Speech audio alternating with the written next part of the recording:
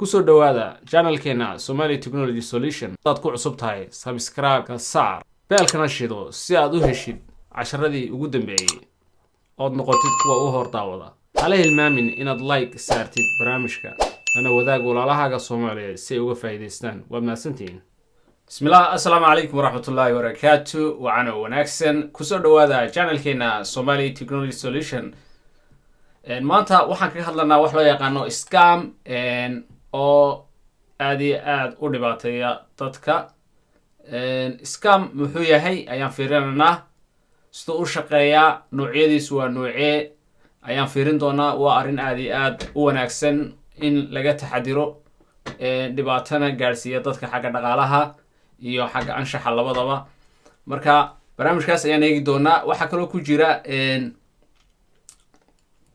niman iska dhiga muxsiniin amba rag wanaagsan oo sadaqad bixinaya oo scam kusoo dhuunta barnaamijyadaas ayaan fiirin doonaa sheeko story ayaan inaga hayaa la socod wanaagsan bal hortaan macnaheedu scam muxuu yahay scam English ayaan kusoo eegay what is scam muxuu yahay what is scam is a trick used to cheat someone out or something waado qof sira amba khiyaameeya especially money oo qofkii rabto inaad lacag ka xadid kaas ayaa scam loo yaqaana waa wax aad u popular waxaan eeganaa noocyada scamka inta badan dadka ku dhaca top scams waxa kamid ah advancing fee fraud qofka oo lacag ku weydiista marka hore shaqo uu ku qabanay waxay doonto haato kadibna dib aad u weydidba meel uu ku dambeeyayba qofkii taasi waa scam waxa kaloo kamid ah lottery dadku ciyaaran waa scam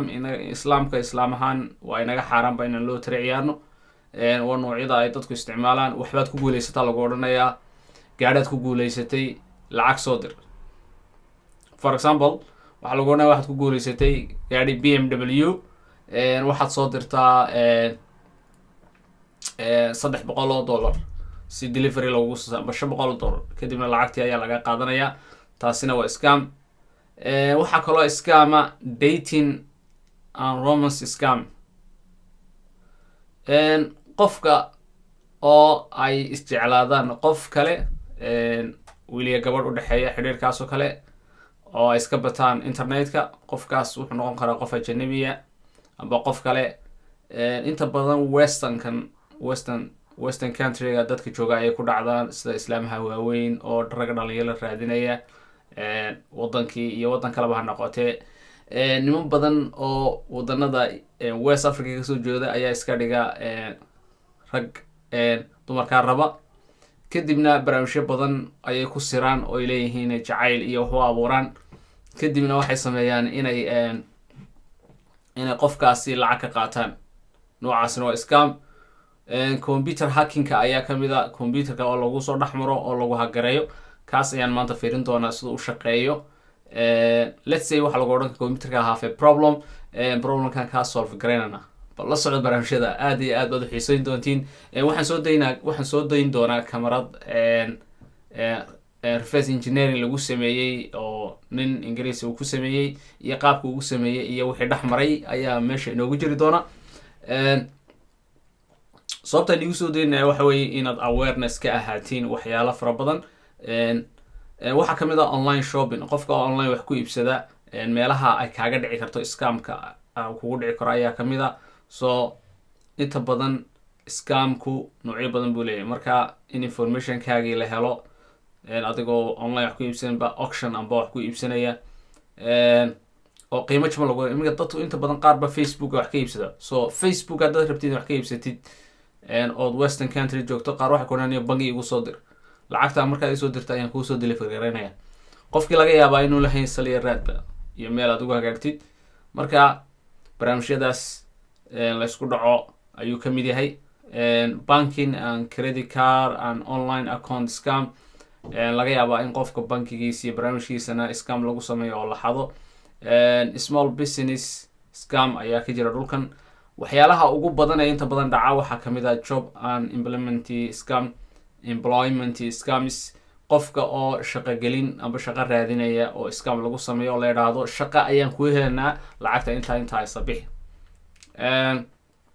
iskaamyada kale casriga ee hadda socda waxaa ka mid a forex exchange foreign exchange-ka oo dhalinyar badan oo xitaa soomaaliya ku jirta ay isticmaalaan.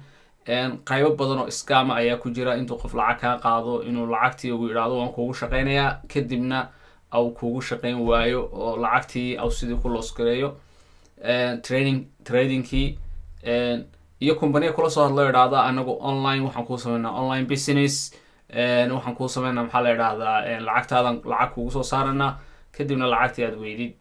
barnaamijyadaasi ay scamka ayay ka mid tahay. haddaba haddaan usii gudubno tan hadda ma rabo inaan ka hadalno how to detect a forex scam shan ka socda. haddii aan inii shido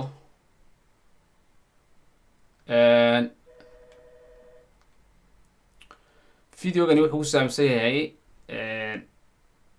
nin ayaa computerkiisa nimanka scamerska la soo hadlay, waxay ku idhahdeen inigo computerkaaga rabnaa inaan kuu sameyno files baa galay, marka haddaan kuu sameyno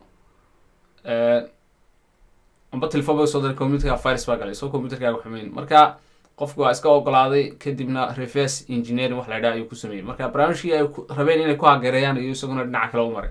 so la soco bal waxa dhex mara meeshaas. Please stay on the line.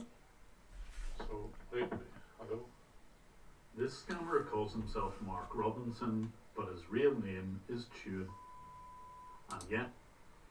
ninkan wuxuu helay example ahaan, nimankana waa scammers, waxay degan yihiin Hindiya, Delhi, New Delhi ay degan yihiin.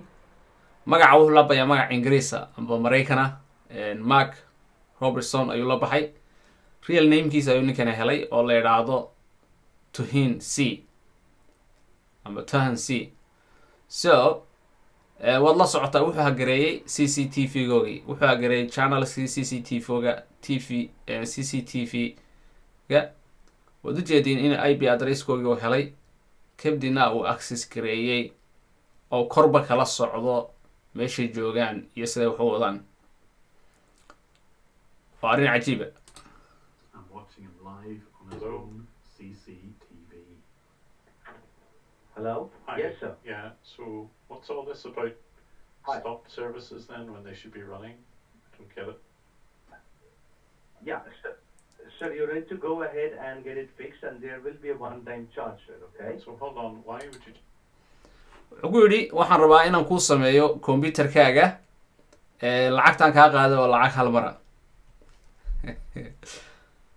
ninkii wuxuu ku yidhi ninkii kamaradan hagareeyey ayaa kule su-aal buu weydiinaya marka. When there's nothing wrong, that's quite normal. wuxuu yidhi computerkayga wax ka xuni ma jiro, why aad aniga ii rabtaa inaad lacag ijaaji karaysid? No, there are certain technical things that has to be fixed. Technical things. Go on, try me, I'm quite tech. wuxuu yidhi technical things ayaan rabaa inaan kaa fixi karayo, waayo CCTV-giisana uu la socdaa. saad ujeedin meeshan waa loo jeedaa macalinka wuxuu sameynayo. waa big macalin ya. halkana loo jeedaa dhegihiisa inuu xidhan yahay kamarad, korkiisa ayaa la daawanayaa, nin kaloo saaxiibkiia gar jooga. so wuxuu leeyahay anu nio technic baan hayaa, nin laftaydu maxaad ii sheegaysaa saaxib? I'm sorry, sir, but there will be a charge. If you want, we can fix it. Or if you don't want, I can go out of your computer. No problem. No, I just want to know what's wrong. I mean, you're a technician, so tell me what's wrong. wuxuu ku leeyahay aduu technician baa tahay, maxaa computer ka qaldan bal ii sheeg. so halkan waxaad uga jeediin computerkani waxa weeye waa computerka ninka victimka ah ee computerkiisa la rabo in la hagareeyo, amba nimankana u ogolaaday scammerska inay soo galaan. so waad ujeedin computerka ninkan wuxuu isticmaalaya waxa la yidhaha VMware ayuu isticmaalayaa. waa fake computer ayuu u sameeyey si ay usoo galaan. so waxaa la yidhahdaa qof markaad doonaysid inaad hagaraysid, amba qof markaad doonaysid inaad informationkiisa ogaatid, amba ability-ga uu leeyahay aqoon ahaan inuu wax hagarayn karo, waxaad u furaysaa wax la yidhaha honeyspot, meel au soo ataago, kadibna waxaad baranaysaa technigiisa ayaad eegaysaa. marka waad ujeedaa inuu computer VMware caadi intuu u dhisay, oo hadduu doono real computer ba ahayn. waad ujeedaa ninkana wuxuu isticmaalaya Windows server, windows server buu isticmaalayaa, ubuntu halkan ku haysta, kali buu halkan isticmaalayaa. arrintaas waxaan la hadlayaa akhyaarta amba dhalinyarta technicalka ah ee IT wax ka baratay. wuxuu isticmaalaya wax la yidhaahdo windows server, ubuntu, kali, wuxuu kaloo isticmaalayaa windows 10 XP, windows 10 test. marka windows XP ayay soo galeen nimankani. marka windows 10 bay soo galeen, waxay rabaan inay wax ka qabtaan. real computer maaha, waa guest machines, waa VMware computers. Junior level technician, we need to assign the case to the senior level technician. You're about to see one of wuxuu ku yidhi niyo ciladaadan waa cilad aad u weyn, waxaan u gudbinaa senior technical, kuwa seniorka ragga sarsare ayaan usii dhaafanaa. comprehensive views of the inner workings of one of these scam call centers ever seen on YouTube. ninkan wuxuu ku leeyahay waa raggii ugu badnaa maxaa la yidhaha scammer calling center iskale oo meel furtay weeyaan. call center baa la furanayaa, waxaa loogu talagalayaa in dad la dhaco. so scammerska waxaa kamid ah inuu qof kuusoo diro idhaahdo congratulation. calaamadaha lagu garto scamka ayay kamid tahay. hadduu qofku idhaahdo haddii aad heshid email kule congratulation you succeed, waxaad ku guuleysatay 1000 Amazon gift card, waa fake. ya wax congratulation kule waa calaamadaha lagu garto. so haddaan dib u noqdo kana iska xidho, haddaan xidhaa xitaa waxay sii geynaa meel kale. calaamada kale lagu garto waxaa kaloo kamid a hurry up. hadduu qofku yidhaa ku dhaqso barnaamij laga iibinayo, for example tuso mid kale. kelmadda haddaad aragtid oo calaamadaha lagu garto scamka, hurry up, don't miss your chance to in. janiskaaga haloosgaraynin. haddaad aragtid qof wax kugu dedejinaya amba shay lagugu dedejinayo, waa scam iyaduna.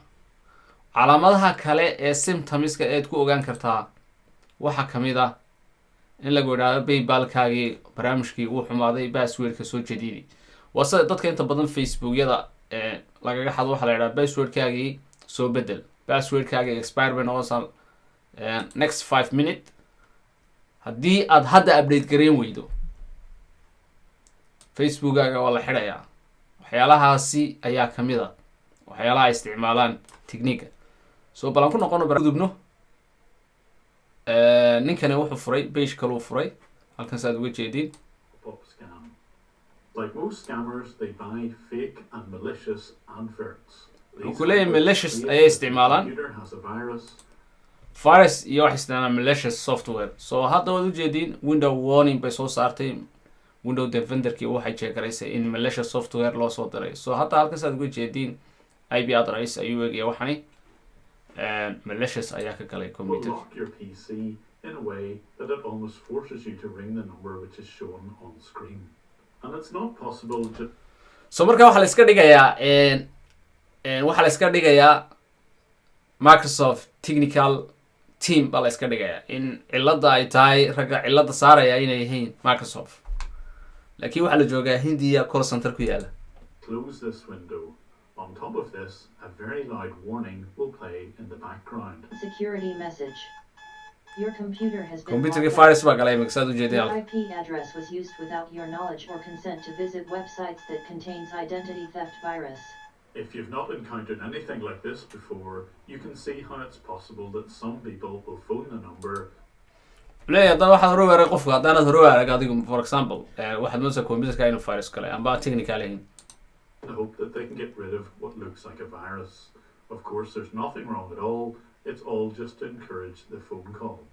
And if you watch my channel at all, you'll know that I deliberately phone these numbers. I have my PC set up in a way that if they attempt to scam me, and they usually run a very set script, I will reverse this connection and gain access to the scammer's PC.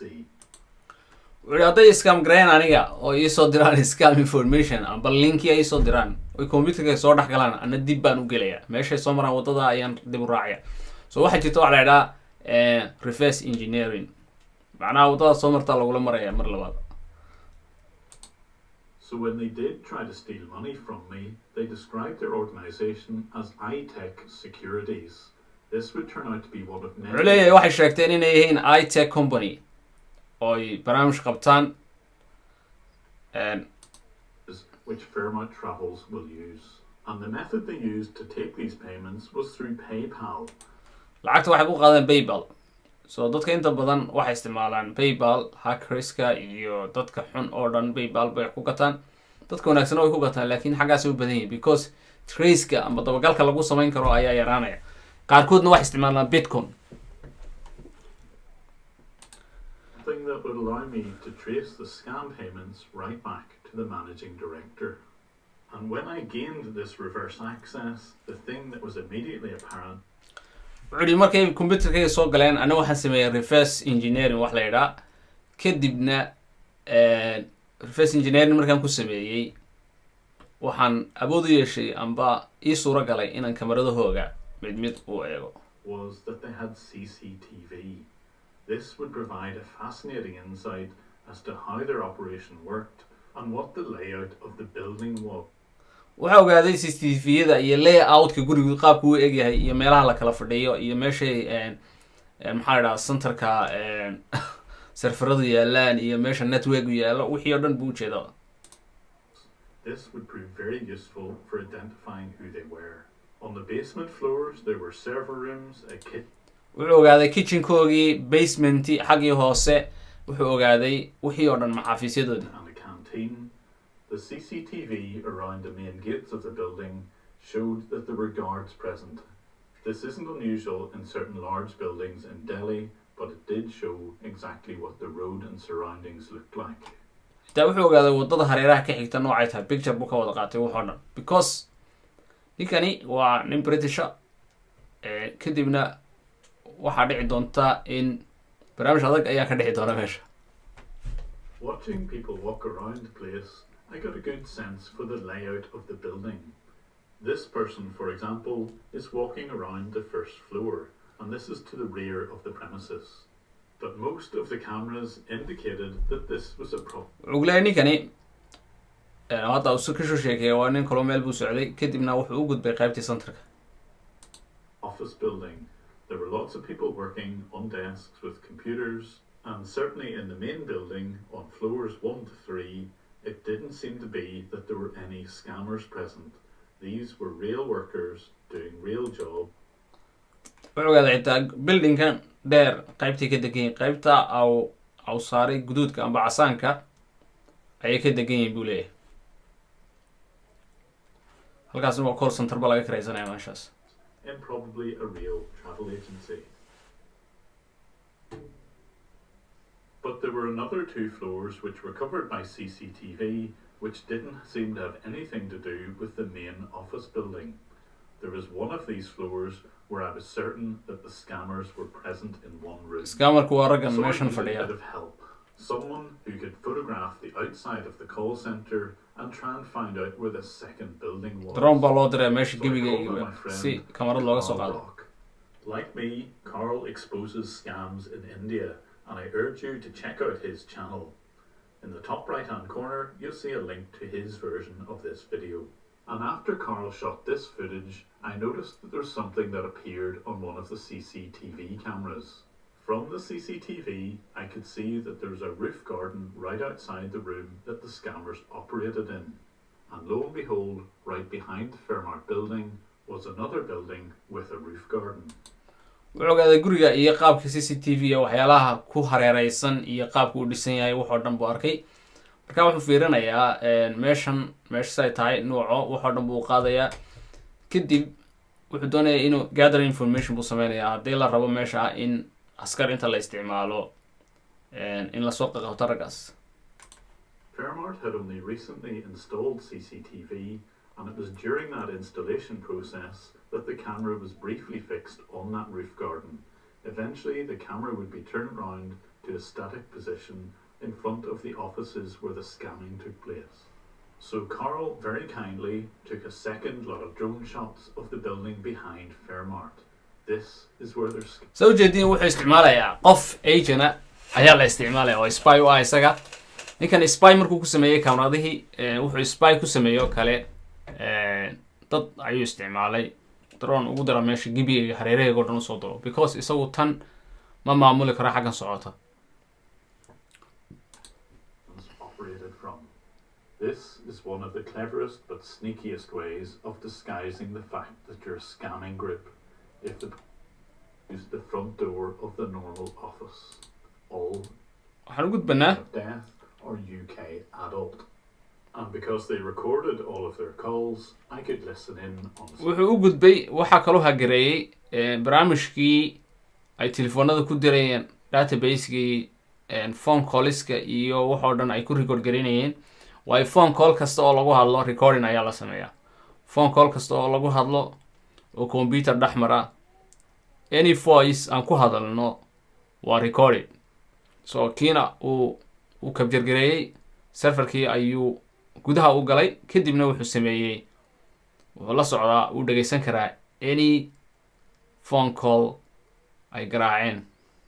so saa ujeedin 44 ayaa ku jira waa UK iyo wadano kale US UK waxyaalahaas oo dhan. For calling support, my name is Alwyn. How can I help you today? I've seen an important security nin buu dhageysanaya oo ujeeda. If there's my computer shut down. What were you doing on the computer when you had this message?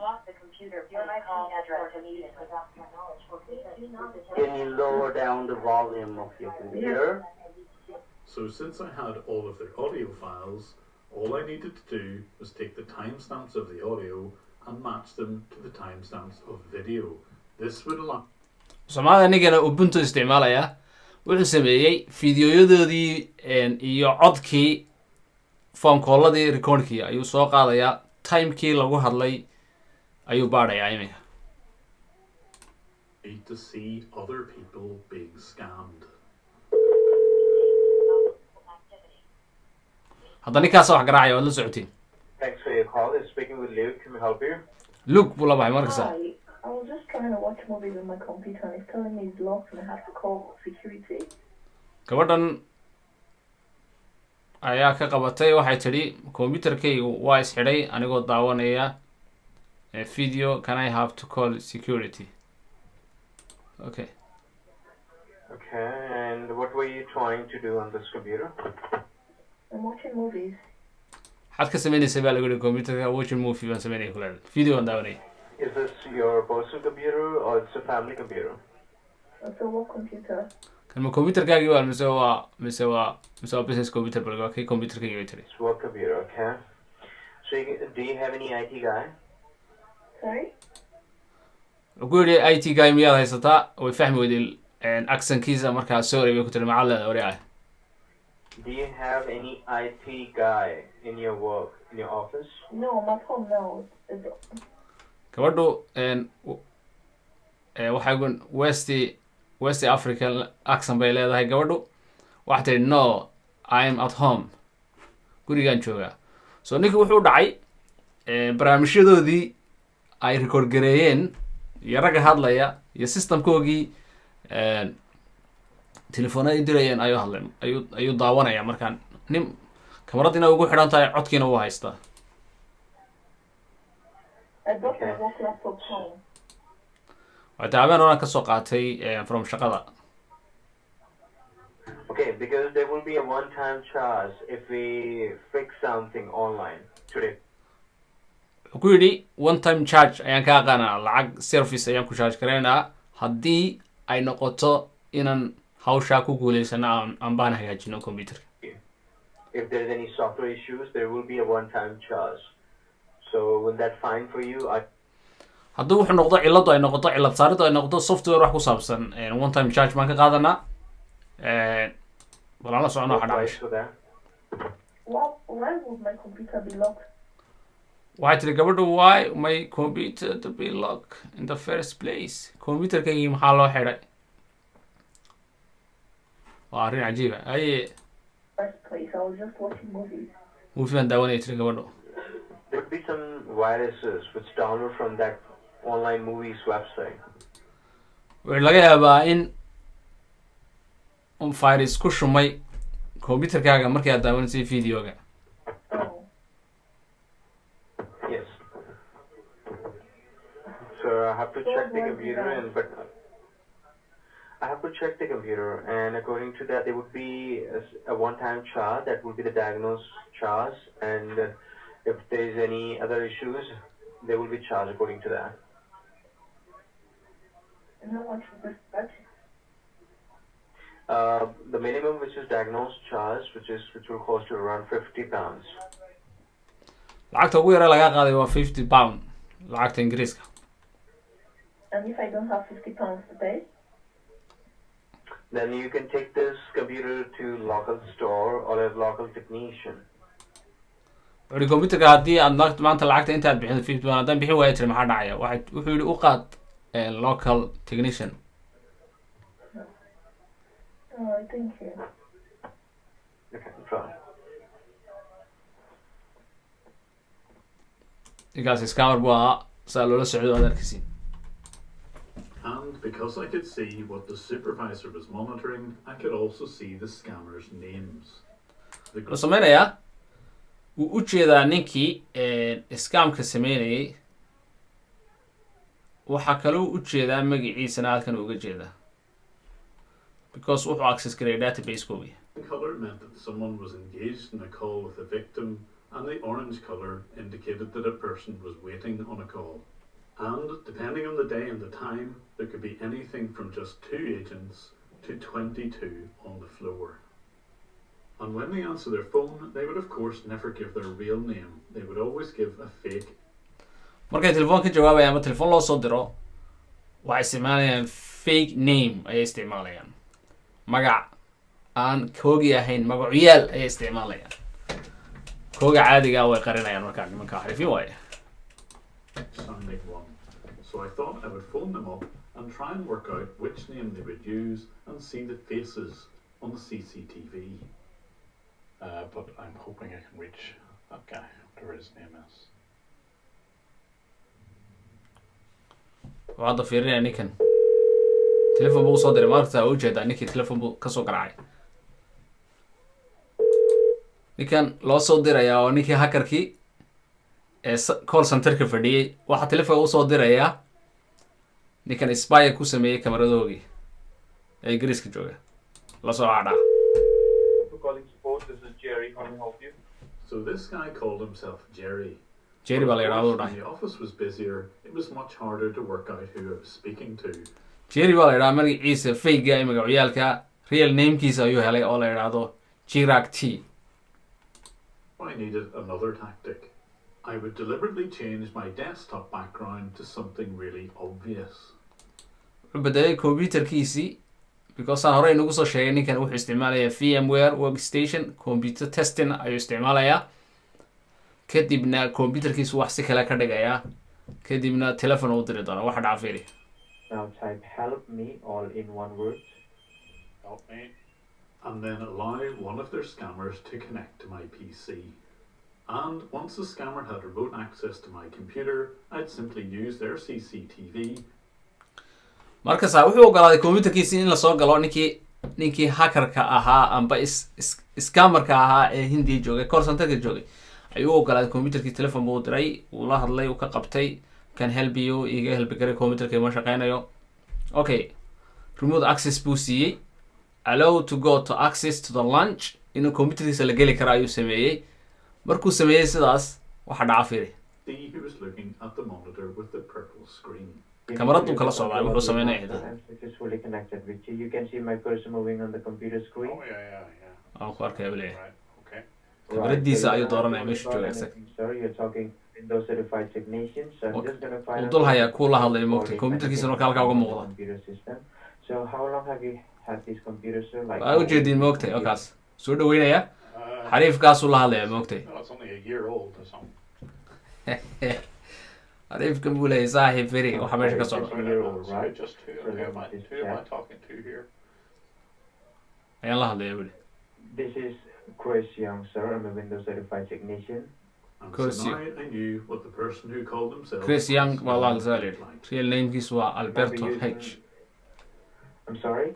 Is this No, Microsoft? sir, or it has nothing to do. It has nothing to do with the Microsoft. Microsoft The baa Windows support. I believe you are using a Windows computer.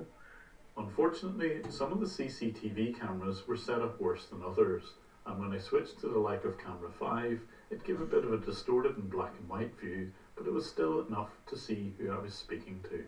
There's a problem going on the computer system. ninkaasu la hadlaya maogtahay wuxuu leeyahay kamaradahani maaha kuwa good quality Number on the computer screen, Wow. so because when you kamaradani maaha kuwa good quality waa kuwa like way kala fiican yihiin mid bay kasii daran tahay buu leeyahay marka tan black and white ayay siisay maogtahay got the computer, the securities of this computer was registered. But the camera was more than good enough to watch the scammers squirm whenever they were challenged. I hope you're not breaching Microsoft's copyright here. wuxuu leeyahay waxaan u malaynayaa inaad bridge garayni Microsoft privacy-geega copyright-ka waxaa su-aal caynkaas weydiiyey si waxa dhaca Because if you put a window up saying Microsoft at the top, you're not Microsoft. What you can do, sir? What you can do? What, Well, what I- do you want to do? What do you Well, I want don't to know. do? I think I should be You going think to. I'm breaching your security system. No, I think you're impersonating Microsoft, and I think you're What do you want? trying to scam people. That's what I think is going on here. Okay, so now you're in that part right now, right? hadda way iskhilaafeen macnaha wuu ku yar adkeeyey wuxuu yihi macalinkan iyo copyright ayaad ku sameynaysaa macalin marka copyright-ka ka daa buu ku yidhi baashan iyo windows microsoft systemkeega maxaad sameynaysaa buu yidhi iyo maxaad sameynaysaa hadda Well, yeah, I mean, you've lied to me about what not start showing. I'm gonna show you all the services. ku yidhi been baad ii sheegay you lied to me been baad ii sheegtay buu ku yidhi So the services should be stopped, I'm as you gonna well show you all know. the services, everything. Yeah, some of them should be started, I'm sorry? some of them should be running, and some of them should be stopped because they should be started manually. So what are you going to show me here? I'm not gonna show you anything, sir. You can. This is your computer. You can do whatever you want. Is there anything else you want to ask? Anything else you have any doubt? Yeah, I want to know why you scam people. maxaad dadka iskaam garaysaa buu yihi saaxib But there are hundreds of victims of this crime, and I want to do something about it. wuxuu leeyahay ilaa boqolaal dada ayay arrintani ku dhacdaa waxna kama sameeyaan wayna ku sameeyaan marka raggii ninkaasi iyo saas ayuu u galay barnaamijkoogii aad la The socotay first time ever, I've shared this footage with a UK documentary team called Panorama. That team ninka wuxuu yihi barnaamijkaygan aan sameeyey waxaan la wadaagay UK